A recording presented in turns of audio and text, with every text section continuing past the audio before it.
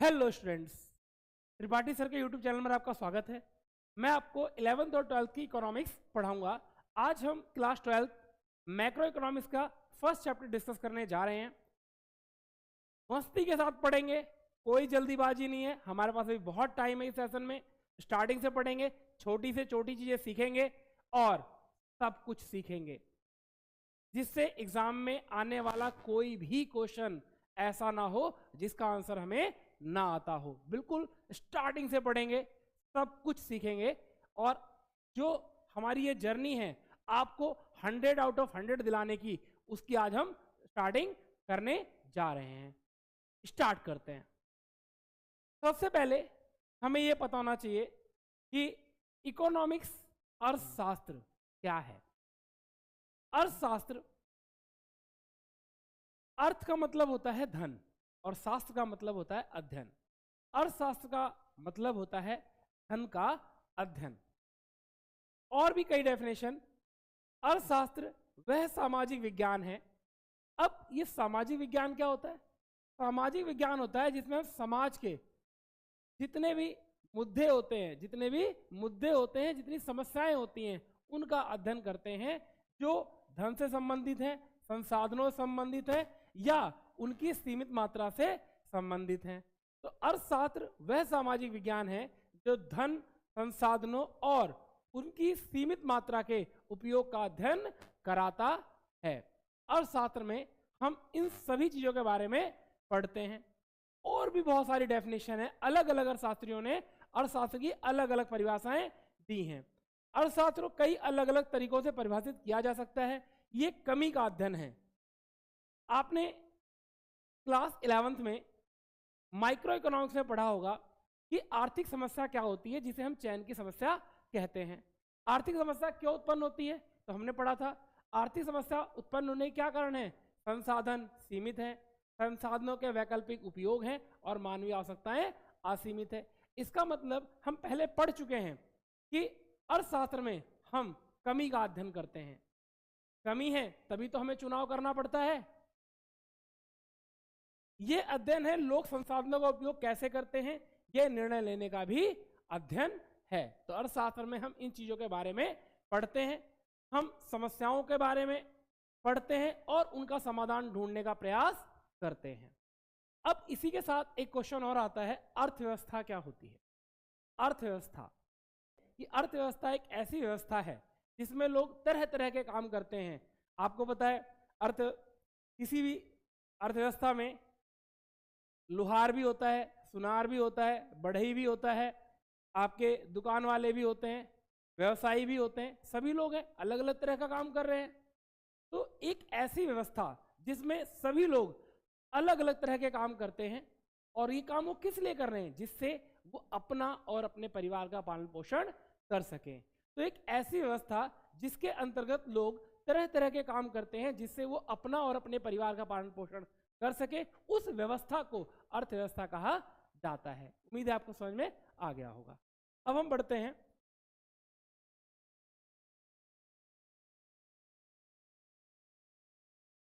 Adam Smith, सुना सुनाया नाम होगा, आपने 11th में भी पढ़ा होगा।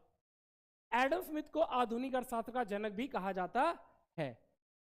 ये क्वेश्चंस कई बार पेपर में आता है और कई टीचर्स भी बच्चों से पूछते हैं बार बार कि फादर ऑफ इकोनॉमिक्स कौन है, अर्थशास्त्र के पिता कौन है? तो इसका आंसर आपको पता होना चाहिए, वो कौन है? Adam Smith. एडम स्मिथ ने एक पुस्तक लिखी थी, राष्ट्रों का धन, द वेल्थ ऑफ नेशन, जो आधुनिक अर्थशास्त्र के विकास में महत्वपूर्ण भूमिका निभाती है। और ये पुस्तक कब प्रकाशित हुई थी? ये पुस्तक कब प्रकाशित हुई थी? 1776 में, 1776 में। ठीक। एडम स्मिथ ने सकल घरेलू उत्पाद, जिसे हम जीडीपी कहते हैं, ये शब्द भी हमें एडम स्मिथ ने ही दिया था। ये जीडीपी इंग्लिश में बोलते हैं ग्रॉस डोमेस्टिक प्रोडक्ट। ये क्या है? किसी देश की सीमाओं के भीतर एक निश्चित अवधि में उत्पादित सभी अंतिम वस्तुओं और सेवाओं का कुल मौद्रिक मूल्य होता है। इसी को हम क्या कहते हैं? जीडीपी कहते हैं। अब हम बात करते हैं व्यष्टि अर्थशास्त्र और समष्टि अर्थशास्त्र में अंतर। व्यष्टि अर्थशास्त्र हमने क्लास 11th में पढ़ी है और समष्टि अर्थशास्त्र हम क्लास 12th में पढ़ रहे हैं। व्यष्टि अर्थशास्त्र के बारे में हम इससे पहले भी पढ़ चुके हैं और समष्टि अर्थशास्त्र के बारे में भी क्लास 11 में हम पढ़ चुके हैं। इनके बीच का डिफरेंस भी पढ़ चुके हैं, अंतर भी पढ़ चुके हैं। फिर से एक बार हम यहाँ पे रिवाइज कर लेते हैं। व्यष्टि का मतलब होता है छोटा और समष्टि का मतलब होता है बड़ा। जब हम आर्थिक समस्याओं और आर्थिक मुद्दों का अध्ययन व्यक्तिगत स्तर पर करते हैं, छोटे स्तर पर करते हैं, तो हमारा अभिप्राय व्यष्टि अर्थशास्त्र से होता है। जबकि हम जब आर्थिक समस्याओं और आर्थिक मुद्दों का अध्ययन संपूर्ण अर्थव्यवस्था के स्तर पर करते हैं तो हमारा अभिप्राय समष्टि अर्थशास्त्र से होता है। व्यष्टि अर्थशास्त्र ये व्यक्तिगत इकाइयों, अभी हमने जैसे पढ़ा, ये व्यक्तिगत इकाइयों जैसे कि एक उपभोक्ता, एक फर्म, बाजार की गतिविधियों का अध्ययन कराता है। जबकि जो समष्टि अर्थशास्त्र है ये संपूर्ण अर्थव्यवस्था के व्यवहार का अध्ययन कराता है, जिसमें राष्ट्रीय आय आती है, मुद्रास्फीति आती है, बेरोजगारी आती है और आर्थिक वृद्धि जैसे कारक भी शामिल होते हैं। अब बात करते हैं व्यष्टि अर्थशास्त्र की। यह संसाधनों के आवंटन, मूल्य निर्धारण, आपूर्ति और मांग और व्यक्तिगत बाजार व्यवहार जैसे मुद्दों पर ध्यान केंद्रित करती है। ये हमने 11th क्लास में पढ़ा हुआ है चैप्टर वाइज। आपको सारे चैप्टरों का नाम याद होंगे और उन चैप्टरों में हमने सारी चीजें पढ़ी हुई हैं। ये अर्थव्यवस्था, समष्टि अर्थशास्त्र की बात करते हैं, ये अर्थव्यवस्था की समग्र प्रदर्शन, संरचना, व्यवहार और निर्णय लेने का अध्ययन कराता है, जो हम इस साल पढ़ेंगे। व्यष्टि अर्थशास्त्र के उदाहरण है, उदाहरण में उपभोक्ता के निर्णय कि उपभोक्ता कैसे अपने निर्णय लेता है, ये भी आपने 11th क्लास में पढ़ा था। जब हमने पढ़ा था कि कोई भी एक उपभोक्ता अपना संतुलन कैसे प्राप्त करता है, हमने वहां पर भी इसके बारे में पढ़ा था कि जब बाजार में जाता है वस्तुओं से वो खरीदने, तो कैसे निर्णय लेता है कि वो किस वस्तु को खरीदे, किस वस्तु को ना खरीदे। ये भी हमने क्लास 11 में डिस्कस किया था। फर्म का उत्पादन निर्णय और किसी विशेष बाजार में कीमत निर्धारण शामिल है। जबकि समष्टि अर्थशास्त्र में, समष्टि अर्थशास्त्र के उदाहरण में मुद्रास्फीति, बेरोजगारी और आर्थिक वृद्धि जैसे राष्ट्रीय स्तर के मुद्दों का अध्ययन किया जाता है।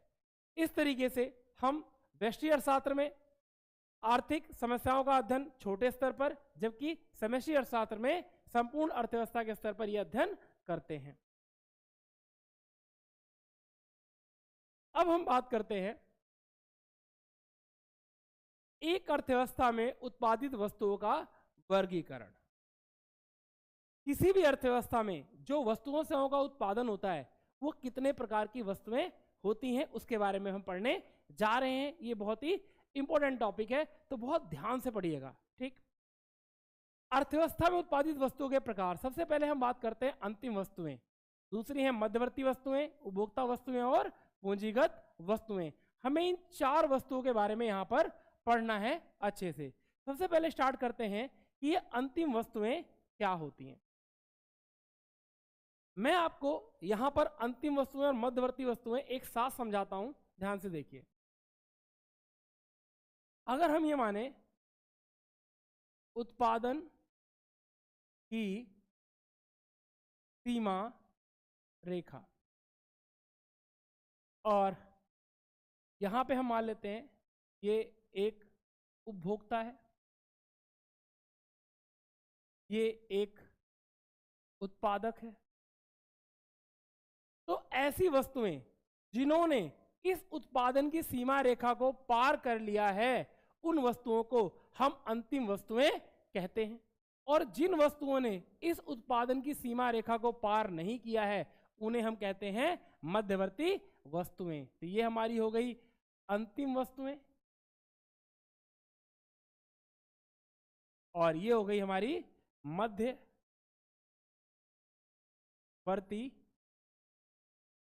वस्तुएं। आपको एक डिफरेंस भी यहां पे समझ में आया कि अंतिम वस्तुएं वे वस्तुएं होती हैं जिन्होंने उत्पादन की सीमा रेखा को पार कर लिया है और अपने अंतिम प्रयोगकर्ता के द्वारा, अंतिम प्रयोगकर्ता कौन है, वो उपभोक्ता भी हो सकता है और उत्पादक भी हो सकता है। तो अंतिम वस्तुएं वे वस्तुएं होती हैं जिन्होंने उत्पादन की सीमा रेखा को पार कर लिया है और अपने अंतिम प्रयोगकर्ता के द्वारा प्रयोग करने के लिए तैयार है। जैसा कि मैंने आपको बताया वो उपभोक्ता भी हो सकता है और उत्पादक भी हो सकता है। जबकि मध्यवर्ती वस्तुएं वे वस्तुएं होती हैं जिन्होंने उत्पादन की सीमा रेखा को पार नहीं किया है और अपने अंतिम प्रयोगकर्ता के द्वारा प्रयोग करने के लिए तैयार नहीं है। पहला डिफरेंस तो आपका यही हो जाता है इन दोनों वस्तुओं में। फिर ये जो अंतिम वस्तुएं होती हैं, अंतिम वस्तुओं के मूल्य में और अधिक मूल्य वृद्धि नहीं की जा सकती, जबकि जो मध्यवर्ती वस्तुएं होती हैं इनके मूल्य में वृद्धि की जा सकती है। एक एग्जाम्पल इसको समझते हैं। जैसे किसी परचून की दुकान से एक उपभोक्ता ब्रेड का एक पैकेट लेता है, उस ब्रेड को घर पे ले जाएगा और उसे आराम से उसमें चीज डाल के और खा लेगा। तो ये क्या है, एक अंतिम वस्तु है, अंतिम उपभोक्ता वस्तु है। लेकिन अगर वही ब्रेड का पैकेट एक दुकानदार लेकर के जाता है, एक आपका हलवाई लेकर के जाता है जो उससे ब्रेड पकौड़े बनाएगा और फिर उसे 15 से 20 रुपए में बेचेगा, तो उस ब्रेड की इस प्रक्रिया में उस ब्रेड की कीमत क्या होगी, बढ़ेगी। इसका मतलब यहां पर ब्रेड क्या है, एक मध्यवर्ती वस्तु है। इसका मतलब कोई भी वस्तु अंतिम भी हो सकती है और मध्यवर्ती भी हो सकती है। तो हमें कैसे पता चलेगा कि कोई वस्तु अंतिम है या मध्यवर्ती है? तो ये इस बात पर निर्भर करता है कि उसका अंतिम प्रयोगकर्ता कौन है। अगर उसका अंतिम प्रयोगकर्ता उस वस्तु का इस्तेमाल करता है और उससे उसकी कीमत में कोई वृद्धि नहीं होती तो वो अंतिम वस्तु है। लेकिन अगर वो एक उत्पादक के द्वारा एक उत्पादन की प्रक्रिया में इस्तेमाल की जाती है जिससे कि उसकी कीमत बढ़ेगी तो वो मध्यवर्ती वस्तु कहलाती है। आपको समझ में आ गया होगा। अंतिम वस्तुएं जो होती हैं, अंतिम वस्तुओं को हम राष्ट्रीय आय में शामिल करते हैं, जबकि मध्यवर्ती वस्तुओं को हम राष्ट्रीय आय में शामिल नहीं करते। क्यों नहीं करते, ये आने वाले चैप्टर में जब हम राष्ट्रीय आय वाला चैप्टर पढ़ेंगे तो वहां पे मैं आपको अच्छे से समझाऊंगा। तो आपको यहां से समझ में आ गया होगा कि अंतिम वस्तु और मध्यवर्ती वस्तुओं में क्या अंतर होता है और ये कौन सी वस्तुएं होती हैं। अब हम यहाँ पर पढ़ लेते हैं थ्योरी में। अंतिम वस्तुएं वे वस्तुएं होती हैं जो अंतिम प्रयोगकर्ता के द्वारा प्रयोग के लिए तैयार होती है तथा उत्पादन सीमा रेखा को पार कर चुकी हैं। अब ये जो अंतिम वस्तुएं दो तरह की होती है, अंतिम उपभोक्ता वस्तुएं और अंतिम उत्पादक वस्तुएं। यहाँ पे देखिए उपभोक्ता और उत्पादक, ये वे वस्तुएं होती हैं जो अंतिम प्रयोगकर्ता के द्वारा प्रयोग के लिए तैयार होती हैं तथा इनके अंतिम प्रयोगकर्ता उपभोक्ता होते हैं। जैसे कि मैंने आपको एग्जांपल दिया ब्रेड का। अंतिम उत्पादक वस्तुएं क्या होती हैं, ये वे वस्तुएं होती हैं जो अंतिम प्रयोगकर्ता के द्वारा प्रयोग के लिए तैयार होती हैं तथा इनके अंतिम प्रयोगकर्ता उत्पादक होते हैं। इसका एग्जाम्पल हो सकता है जैसे कि एक ट्रैक्टर। अगर एक किसान के द्वारा एक ट्रैक्टर खरीदा जाता है अपने खेतों की जुताई के लिए, तो उस ट्रैक्टर को हम यहाँ पर अंतिम वस्तु मानेंगे, क्योंकि उसका प्रयोग करने से ट्रैक्टर का मूल्य घटेगा, बढ़ेगा नहीं। उसने ट्रैक्टर बेचने के लिए नहीं खरीदा बल्कि उत्पादन की प्रक्रिया में इस्तेमाल करने के लिए खरीदा है। तो यहां पर क्या होगा, ट्रैक्टर एक अंतिम वस्तु कहलाएगा। अब हम बात करते हैं, जैसा कि हम मध्यवर्ती वस्तु के बारे में पढ़ चुके हैं, ये वे वस्तुएं होती हैं जो अंतिम प्रयोगकर्ता के द्वारा प्रयोग करने के लिए तैयार नहीं होती तथा ये उत्पादन सीमा रेखा के अंदर ही होती हैं। ये मैंने आपको भी थोड़ी देर पहले समझा दिया था। अब हम बात करते हैं, क्या एक ही वस्तु अंतिम तथा मध्यवर्ती दोनों हो सकती है? बिल्कुल हो सकती है। अभी थोड़ी देर पहले मैंने आपको ब्रेड का एग्जाम्पल दिया था, फिर से एक बार देखते हैं। हाँ, ये उस वस्तु के प्रयोग पर निर्भर करता है। जैसे यदि आटे का प्रयोग एक बिस्किट बनाने की लिए कच्चे माल के रूप में किया जाता है तो ये एक मध्यवर्ती वस्तु कहलाएगी। लेकिन यदि इसी आटे का प्रयोग एक परिवार द्वारा रोटी बनाने के लिए किया जाता है तो ये अंतिम वस्तु कहलाएगी। मतलब ये है कि कोई भी वस्तु अंतिम होगी या मध्यवर्ती होगी, ये इस बात पर निर्भर करता है कि उसका अंतिम प्रयोगकर्ता कौन है। अब हम बात करते हैं अंतिम तथा मध्यवर्ती वस्तुओं के बीच में अंतर। अभी हमने इसके बारे में भी पढ़ा था, यहाँ पे हम थ्योरेटिकली पढ़ लेते हैं। अंतिम वस्तुएं, इन्हें कच्चे माल के रूप में प्रयोग नहीं किया जाता। मध्यवर्ती वस्तुएं, इन्हें कच्चे माल के रूप में प्रयोग किया जाता है। ये उत्पादन सीमा रेखा को पार कर चुकी होती हैं, ये उत्पादन सीमा रेखा को पार नहीं करती हैं। इन वस्तुओं की पुनः बिक्री नहीं की जाती है, इन वस्तुओं की पुनः बिक्री की जा सकती है। इन वस्तुओं के मूल्य में कोई मूल्य वृद्धि नहीं की जाती, इन वस्तुओं के मूल्य में मूल्य वृद्धि की जा सकती है। इन वस्तुओं के अंतिम मूल्य को राष्ट्रीय आय में शामिल किया जाता है और इन वस्तुओं के अंतिम मूल्य को राष्ट्रीय आय में शामिल नहीं किया जाता। ये बहुत ही इंपॉर्टेंट क्वेश्चन है, एग्जाम में बहुत बार पूछा जाता है। अभी आप देखना है, आपके जो भी एग्जाम्स होंगे आपको ये क्वेश्चन देखने को जरूर मिलेगा, क्योंकि इससे प्रीवियस ईयर्स के एग्जाम में भी ये बहुत बार आया हुआ क्वेश्चन है, तो इसको आपको अच्छे से याद करना है और समझना है। अब हम बात करते हैं उपभोक्ता वस्तुएं। ये उपभोक्ता वस्तुएं क्या होती हैं? ये वे वस्तुएं होती हैं जो मानवीय आवश्यकताओं की प्रत्यक्ष संतुष्टि प्रदान करती हैं, उन्हें हम उपभोक्ता वस्तुएं कहते हैं।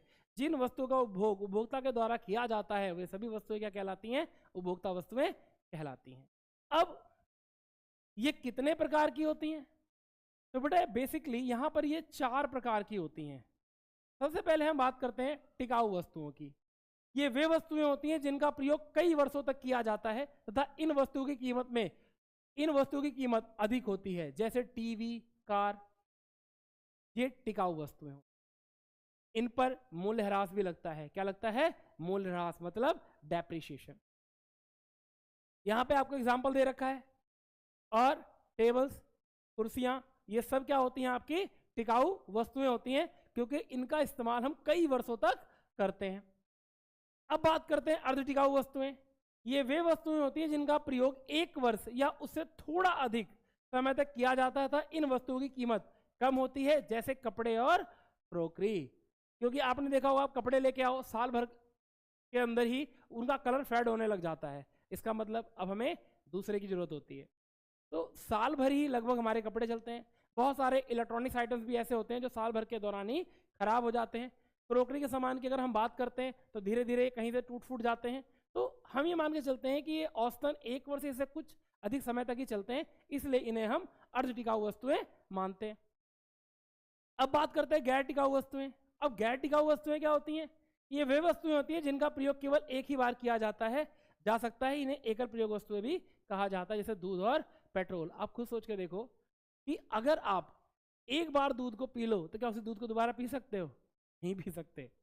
ऐसे ही जिस ब्रेड को आपने एक बार खा लिया, क्या उसी ब्रेड को दोबारा खा सकते हो? नहीं खा सकते।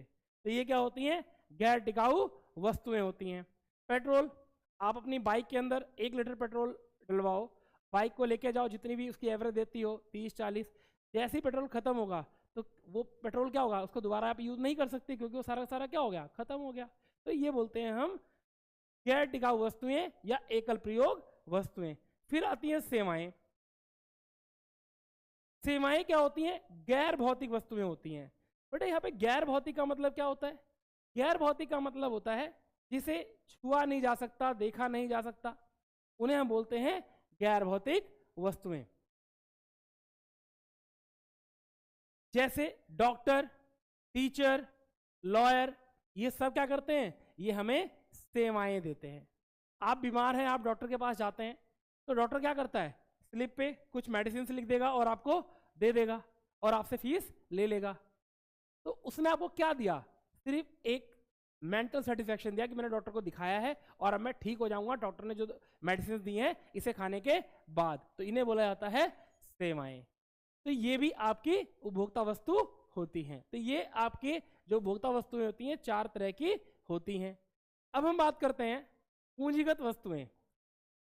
पूंजीगत वस्तुएं क्या होती हैं? ये उत्पादक की स्थिर परिसंपत्तियां होती हैं, जिन्हें कई वर्षों तक प्रयोग किया जाता है और इनका मूल्य भी उच्च होता है। इन वस्तुओं का प्रयोग करने से इनके मूल्य में कमी होती है, अर्थात इनका मूल्य ह्रास होता है, जैसे मशीन और प्लांट। तो पूंजीगत वस्तुएं क्या होती हैं? किसी भी कंपनी के अंदर, किसी फैक्ट्री के अंदर जो अब मशीनें इस्तेमाल की जाती हैं, जो क्या करती है? उत्पादन क्षमता को बढ़ाती है और कंपनी के लाभ अर्जित करने की क्षमता में वृद्धि करती है। वो आपकी क्या होती हैं? पूंजीगत वस्तुएं होती हैं। अब एक क्वेश्चन आता है, क्या सभी पूंजीगत वस्तुएं आपकी मशीनें होती हैं? क्या सभी मशीनें पूंजीगत वस्तुएं होती हैं? नहीं। कोई मशीन पूंजीगत है या नहीं, उस मशीन के प्रयोग पर निर्भर करता है। सेम एटी जैसे कि हमने अंतिम वस्तुएं और मध्यवर्ती वस्तुओं में पढ़ा था कि उस वस्तु का अंतिम प्रयोगकर्ता कौन है। जैसे एक दर्जी दुकान में रखी गई सिलाई मशीन उस दर्जी की स्थिर परिसंपत्ति है, इसलिए एक पूंजीगत वस्तु है, क्योंकि उसका इस्तेमाल वो क्या कर रहा है, उसका इस्तेमाल वो पैसे कमाने के लिए कर रहा है। लेकिन यदि यही मशीन एक परिवार द्वारा अपने घर में परिवार के लिए प्रयोग की जा रही है तो ये पूंजीगत वस्तु नहीं होगी, ये एक उपभोक्ता वस्तु होगी। इसका मतलब सिलाई मशीन वही है, अगर उसे एक दर्जी इस्तेमाल कर रहा है तो पूंजीगत वस्तु है, लेकिन अगर एक परिवार के अंदर एक महिला के द्वारा अपने परिवार के कपड़े सिलने के लिए उसका प्रयोग किया जा रहा है तो वो उपभोक्ता वस्तु हो जाती है, पूंजीगत वस्तु नहीं होती है। अब हम बात करते हैं निवेश की। ये निवेश क्या होता है? निवेश का सामान्य अर्थ ऐसे वैसे है जो उत्पादन क्षमता में वृद्धि लाए। निवेश जिसे हम इन्वेस्टमेंट भी कहते हैं का सामान्य अर्थ ऐसे वैसे, ऐसे वह मतलब खर्चे, ऐसे खर्चे हैं जो उत्पादन क्षमता में वृद्धि लाता है, हमारी उत्पादन की क्षमता को बढ़ाता है। निवेश के घटक क्या होते हैं? स्थिर निवेश और माल सूची निवेश। स्थिर निवेश क्या होता है? तो बेटा एक साल के दौरान, इसको एक एग्जांपल से समझते हैं फिर ये पढ़ेंगे। मान लो आपके पास 10 मशीन्स हैं, एक साल में 10 मशीन है, नेक्स्ट ईयर ये मशीन बढ़कर 12 हो गई, तो आपकी जो स्थिर निवेश है वो कितना होगा?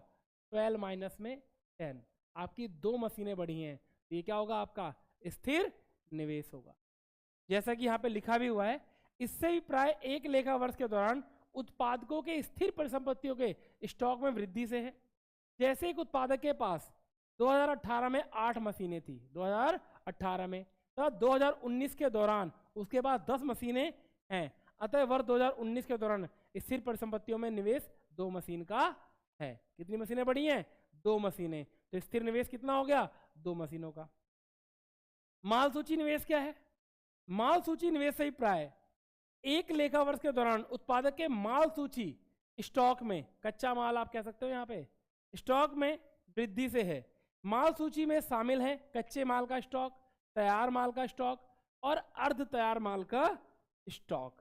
तो इसे हम बोलते हैं माल सूची निवेश। मतलब आपके पास जो कच्चे माल का स्टॉक है, तैयार माल का स्टॉक है या अर्ध तैयार माल का स्टॉक है, उसे हम माल सूची निवेश कहते हैं।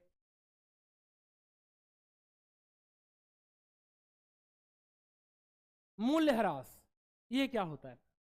आपने इसके बारे में पहले भी पढ़ा होगा। मूल्यह्रास क्या होता है? मूल्यह्रास, मूल्यह्रास क्या होता है? मूल्य में कमी आना। स्थिर परिसंपत्तियों के मूल्य में होने वाली, स्थिर परिसंपत्तियां फिक्स्ड असेट्स होती हैं, स्थिर परिसंपत्तियों के मूल्य में होने वाली कमी सामान्य टूट फूट, प्रत्याशित अप्रचलन आदि के कारण होता है। मूल्यह्रास के क्या कारण होते हैं? किस कारण से आपकी जो स्थिर परिसंपत्तियां हैं उनकी कीमत में कमी आती है? तो वह है सामान्य टूट फूट। कभी कभी, ये यहां से, कभी कभी स्थिर परिसंपत्तियों में समानतः छोटे बड़े टूट फूट के कारण उसके मूल्य में कमी हो जाती है, जिससे उसका मूल्यह्रास हो जाता है। आप बताओ, आप एक बाइक लेके आते हो और उसका एक्सीडेंट हो जाता है, क्या उसकी कीमत वही रहेगी जो पहले थी? नहीं, उसकी कीमत में क्या आएगी? कमी आ जाएगी, क्योंकि उसका एक्सीडेंट हो गया, उससे कई पार्ट क्या होंगे? टूट गए होंगे। प्रत्याशित अप्रचलन क्या होता है? प्रौद्योगिकी में परिवर्तन तथा मांग में परिवर्तन के कारण होता है। प्रत्याशित मतलब जिसके बारे की हमें, जिसके जानकारी हमें होती है, जैसे कि मैंने आपको यहाँ पर बताया था। अप्रत्याशित अप्रचलन क्या होता है? प्राकृतिक आपदाओं तथा आर्थिक मंदी के कारण होता है, जिसके बारे में हमें जानकारी नहीं होती। जैसे भूकंप आ गया, उससे नुकसान हो गया, बाढ़ आ गई, तो इसे हम बोलते हैं अप्रत्याशित अप्रचलन। अब बात करते हैं कि जो मूल्यह्रास के लिए हम मूल्यह्रास आरक्षित कोष का निर्माण करते हैं। इससे भी प्राय मूल्यह्रास की हानि को पूरा करने के लिए कोषों के निर्माण से है। अब हमारा अगला टॉपिक है स्टॉक और प्रवाह। ये बहुत ही इंपॉर्टेंट टॉपिक है, एग्जाम्स में कई बार इससे क्वेश्चंस आए हैं, तो बहुत ध्यान से समझना इसको। बहुत सिंपल टॉपिक है, एक छोटी सी बात और दोनों हमें बहुत अच्छे से समझ में आ जाएंगे। बात करते हैं स्टॉक की। स्टॉक क्या होता है? ये समय के एक निश्चित बिंदु पर मापे जाने वाली मात्रा है, जिसे आप समय के एक निश्चित बिंदु पर माप सकते हो, वो आपका स्टॉक कहलाता है। जैसे अगर मैं आपसे पूछूं आपकी जेब में कितने रुपए हैं, आपने कहा चेक किया पर्स में 500 रुपए, वो क्या है? स्टॉक, क्योंकि उस समय के एक निश्चित बिंदु पर आप उसे माप सकते हो। मैंने आपसे कहा कि आपकी बाइक में कितना पेट्रोल है, आपने कहा जी 7 लीटर, तो क्या हो जाएगा कि जो आपने 7 लीटर बोला, 7 लीटर बोला, ये क्या है, स्टॉक है, क्योंकि उसे समय के एक निश्चित बिंदु पर मापा जा सकता है। इसका मतलब स्टॉक का क्या होता है, स्टॉक का कोई समय काल नहीं होता, कोई ड्यूरेशन नहीं होती है, ठीक। जबकि हम प्रवाह की बात करें तो प्रवाह क्या होता है, इसके अंदर एक समय अवधि होती है, एक ड्यूरेशन होती है, इसका एक समय काल होता है। तो जिस मात्रा को हम एक समय अवधि में मापते हैं उसे हम प्रवाह कहते हैं। तो एक छोटी सी बात आपको समझ में आई कि जिसको समय के निश्चित बिंदु पर मापा जाता है वो स्टॉक, और जिसे एक विशेष समय अवधि में मापा जाता है वो हमारा क्या होता है, प्रवाह होता है। एक टंकी में रखा हुआ पानी आपका स्टॉक है, आपके बैंक में जमा किया हुआ आपका पैसा स्टॉक है। जबकि अगर आप देखो जो पानी बह रहा है वो लगातार कंटिन्यूसली बहता रहेगा। अगर आपसे कोई पूछे ये जो आपका टैंक है ये क्या है, स्टॉक है, क्योंकि इसको आप मेजर कर सकते हो, लेकिन ये जो पानी बह रहा है इसको आप मेजर नहीं कर सकते, इसके लिए ड्यूरेशन होगी। आपको एक छोटी सी ट्रिक याद रखना, जहां पर भी आपका पर लग जाए, क्या लग जाए, पर लग जाए, वो फ्लो होता है। पर मिनट, पर second, per hour, per day, पर week, per month, per year, जहां पे भी पर लग जाए दैट मीन्स वो क्या है, आपका फ्लो है। समझ में आई बात, बिल्कुल सिंपल। अब हम बात करते हैं स्टॉक और फ्लो के बीच अंतर की। स्टॉक क्या होता है और फ्लो क्या होता है ये हम पढ़ चुके हैं। देखो अंतर, स्टॉक का संबंध समय के एक निश्चित बिंदु से होता है, अभी थोड़ी देर पहले हमने पढ़ा। जबकि प्रवाह का संबंध समय की विशेष अवधि से होता है। स्टॉक का समय काल नहीं होता, जबकि प्रवाह का क्या होता है, समय काल होता है, प्रति घंटा, प्रति माह। ये प्रवाह को प्रभावित करता है, जैसे पूंजी का स्टॉक जितना अधिक होता है उतना ही अधिक वस्तु और सेवाओं का प्रवाह होता है। आपके पास जितना ज्यादा पैसा होगा आप उतना आपके पास पैसा जितना ज्यादा होगा आप उतनी ही ज्यादा वस्तुएं सेवाएं खरीद सकते हैं। प्रवाह स्टॉक को प्रभावित करता है, जैसे मुद्रा का प्रवाह जितना अधिक होता है उतना ही अधिक मुद्रा का स्टॉक होता है। जितना आपके पास पैसा आएगा उतना ही आपके पास पैसे का स्टॉक बढ़ता चला जाएगा। इसका मतलब ये एक दूसरे को भी प्रभावित करते हैं। आपको स्टॉक और प्रवाह के बीच का अंतर समझ में आ गया होगा।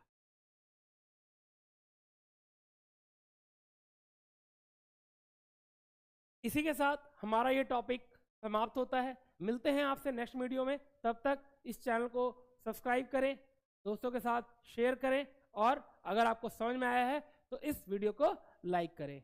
जय हिंद।